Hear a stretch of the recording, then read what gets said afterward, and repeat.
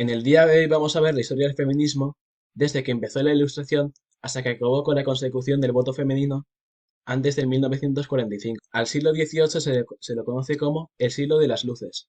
Con ese llegaron la Ilustración y la Revolución Francesa, y la defensa por la igualdad entre los ciudadanos adquirió un gran protagonismo en la sociedad.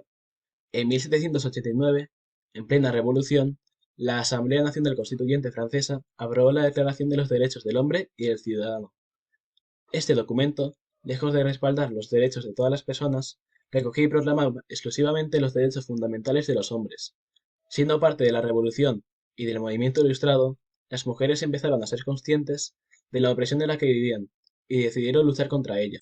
Olympe de Gouges, escritora y filósofa política francesa, fue la primera mujer ilustrada en alzar la voz.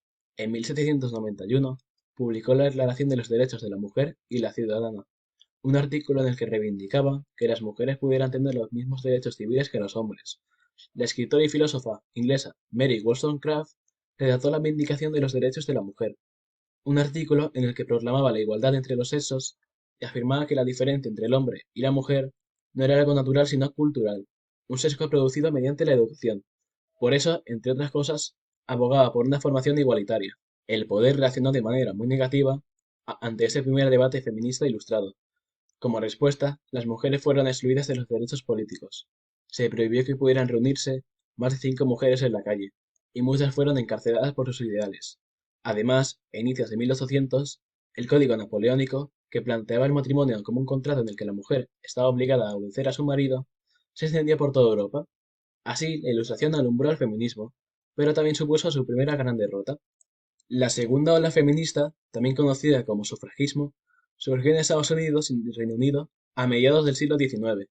En esta segunda fase, el feminismo pasó de ser una lucha únicamente intelectual a convertirse en un movimiento de acción social. En Estados Unidos, tras haber luchado por la independencia de su país, las mujeres empezaron a agruparse para defender sus derechos y los de los esclavos.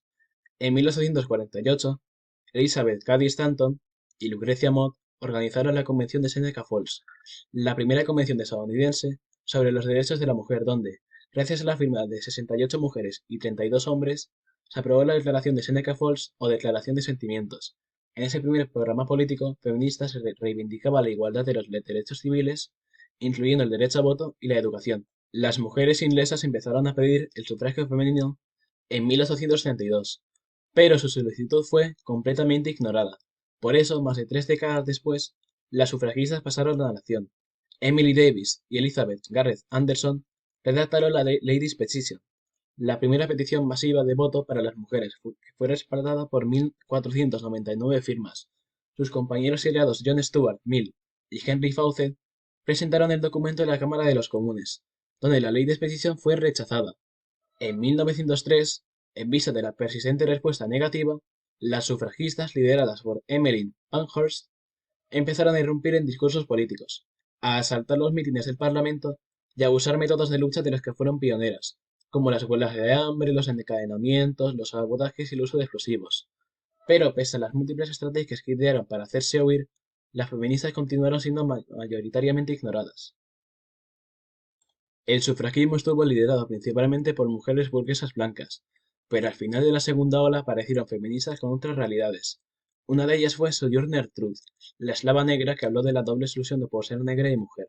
Otra fue Floria Tristan, la socialista que manifestó la doble represión de clase y de género que sufrían las mujeres obreras, acuñando la frase «La mujer es la proletaria del proletariado». A finales del siglo XIX y a inicios del XX, el sufragio femenino empezó a convertirse en una realidad.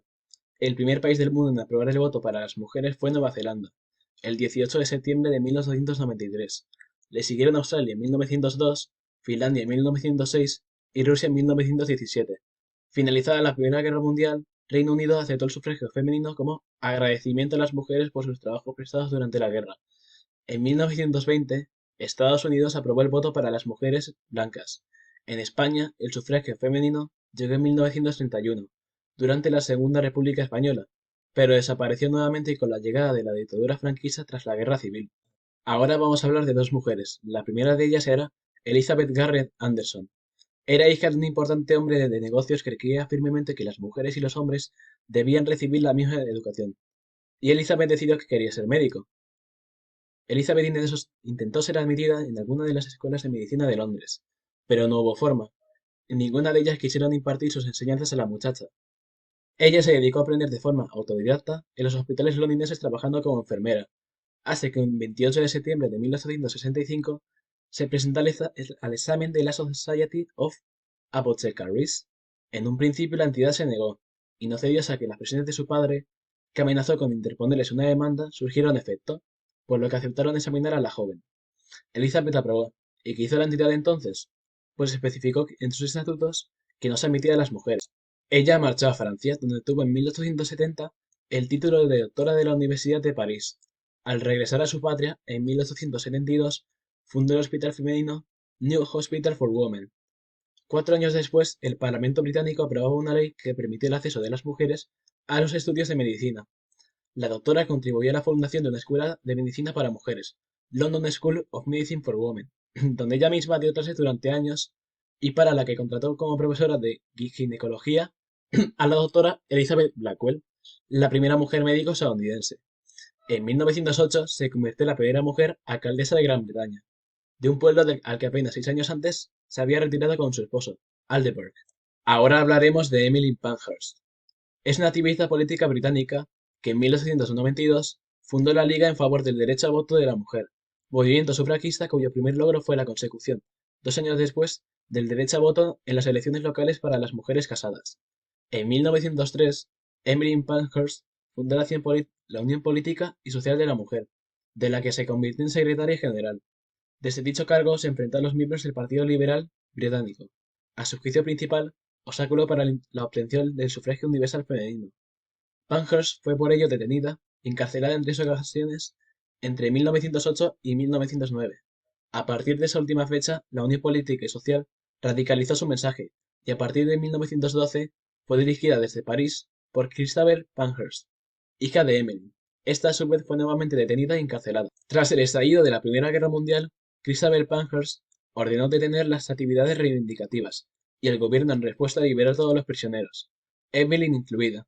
Pocas semanas antes de su muerte, el gobierno promulgó una ley a favor del sufragio femenino, y había así cumplido el objetivo por el que había luchado durante toda su vida.